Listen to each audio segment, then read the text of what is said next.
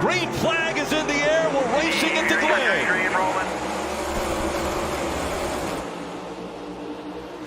And right away, you see everyone jockeying for position as they dive into turn number 1. Michael McDowell on the inside of that 24 of Byron.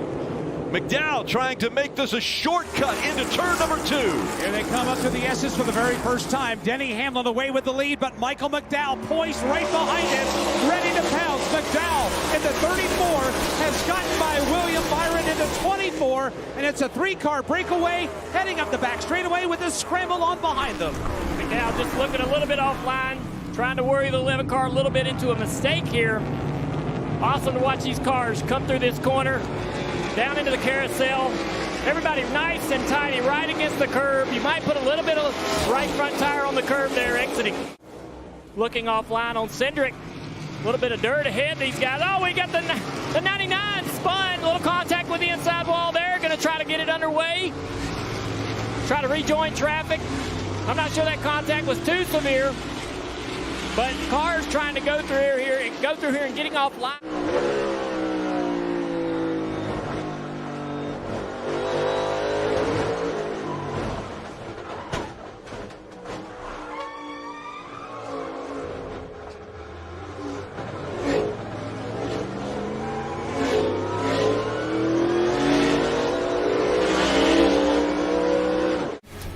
During the commercial break, Harrison Burton in the 21 right here, heading down the backstretch, running in 28th. In front of them, the 38 of Todd Gillen and the 77 of Ty Dillon get side by side, and it forces the 21 to kind of check up here. There's nowhere to go. So as they enter, the 21 checks up, the 15 sees it, the 43 doesn't.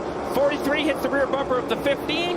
Andy Lally, who then makes contact with the 21 of Harrison Burton, spins him off the top of the carousel. Now for the 21, it did flat spot the tires. He had to come to pit road. Currently has joined just behind the leaders 1 lap down. You see just a chain reaction, but it started all the way back entering the bus stop, and it took until the other cars caught him in the carousel for the issue to really happen. Gap between 1 and 2 right now is about a half a second. McDowell over William Byron, and then it gets a little bit tighter as they are running back there in the 4th, 5th, and 6th positions. Yeah. So it's still a points battle. It's all about seeding in the playoffs. That's why these cars in the top 10 are staying on the racetrack. Now, the uncomfortable part is a yellow right now. All of those cars we've reported that have come to pit road, like the 2 of Cindric right here, they'll stay on the racetrack, the 48 of Bowman, and they would instantly get track position. That right there is the pit of the stomach feel for Travis Peterson, the crew chief of the 34, Rudy Fugel, the crew chief of William Byron. They have to stay on the racetrack, but they are not feeling good about it right now. Ty Gibbs looking strong here in the 54, chasing after that 11 of Denny Hamlin. But it is the 34 of Michael McDowell who comes out of 7 and sees the start-finish line. He's going to win stage 1 here at the Glen. McDowell, yes. Byron's on the racetrack. Hamlin, Ty Gibbs chase him onto pit road. Now it's all about pit stop time for these 3. First Byron, who says, hey, I'm going to run another lap on the racetrack. Dillon. The only place that the 34 felt like they were getting beat by the 24 was through the bus stop. Otherwise, pretty happy. Only complaint for Michael McDowell said, we're just free, lacking a little bit of overall grip, Kim. You see Denny Hamlin, bottom left. He said just a little bit tight. That makes it hard to get through the turns.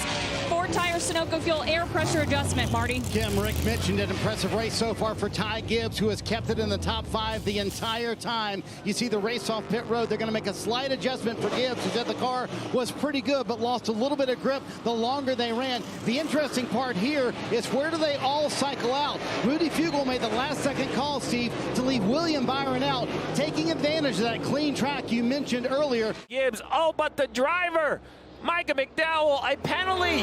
What he did a week ago was perfection. Great execution. This time driving through too many boxes. You're only allowed 3. There's box 1, 2, 3, and 4. Remember, drivers on the left side, which is the same as Indy. They've done this. So let's just count this, right? As he turns right, he touches box 1, box 2, box 3, box 4. He's in pit stall 5. You can only drive through 3. It wasn't even close.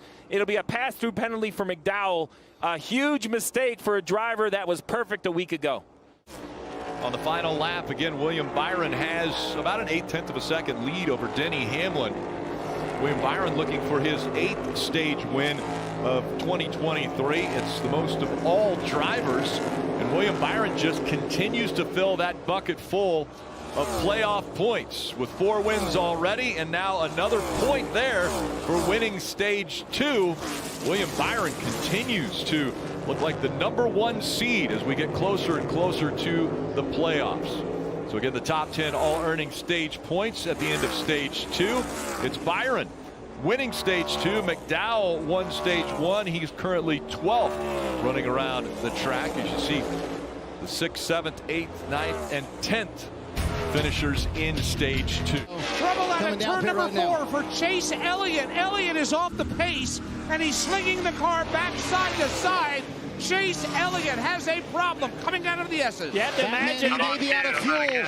Alan Gustafson said earlier, flip the switch. When you flip the switch, in reserve, we have 3 laps. They told him a moment ago, you have 2 laps, but obviously Chase Elliott out of fuel on the racetrack, needing a win at Watkins, Glen, or Daytona next week. Looks like it's going to be a must-win for sure. Chase Elliott at Daytona next Saturday night. he's going to come to a stop here in the middle of the bus stop. That's going to bring out a yellow as he can't get the car refiled. There's your caution. Big break for these cars on pit road, Steve. Absolutely. As soon as they saw the 9 slow, all the leaders knew they had to get pit road. This was the chance for the 24 to have an error or lose control. In the end, it was a perfect counter by William Byron. Rudy Fugle, they got the pit road perfectly, Marty. We saw earlier a statistic, over 3 hours of green flag racing just ended with that caution. Back underway at the Glen.